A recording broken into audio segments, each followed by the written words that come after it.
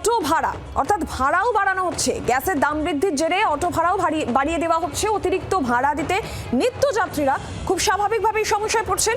বাড়তি খরচ সামালেই ভাড়া বৃদ্ধি, এই দাবি করছেন চালকেরা। এমনই ছবি দেখা গেল বিভিন্ন রুটে, গড়িয়া, বারুইপুর, সোনারপুর, গড়িয়া সহ একাধিক রুটে কিন্তু এই ছবি দেখা গেল যেখানে অটো ভাড়া বাড়িয়ে দেওয়া হয়েছে।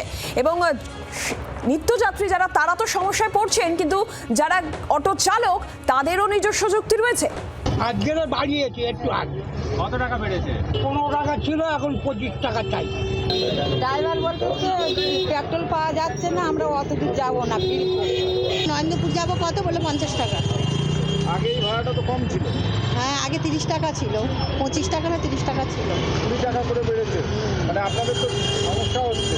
আর সমস্যা হলে আর কি করবো, যেতে আসতে তো হবেই না আমাদের। আগে 17 টাকাই ছিল, এখন কত টাকা নিচ্ছে? 25 টাকা। রাত্রিবেলায় হয়তো আমরা পয়সা দিতেও রাজি থাকি, রাত্রিবেলা যখন গড়িয়া থেকে বাড়িপুরে ফিরবো, কিন্তু বাবুরা যাবেই না। কত টাকা বেড়েছে? আজে 5 টাকা করে বাড়ি দিয়েছে। গ্যাস পাচ্ছি না, পাম্পের গ্যাসে সেই রাত তোমার এর তো 3টে থেকে লাইন দিচ্ছি, তাও সেখানে গ্যাস ভালোভাবে পাচ্ছি না। বাইরে থেকে পড়তাম সেখানে গ্যাস 130 টাকা 40 টাকা করে নিচ্ছে। গাড়ি নিয়ে যাওয়া যাচ্ছে না, পাম্পের অবস্থা খারাপ।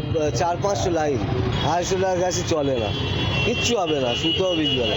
আগে ছিল তোমার 30 টাকা ভাড়া, এখন সেটা হয়েছে 40 টাকা ভাড়া, কেউ দিচ্ছে 35 টাকা ভাড়া।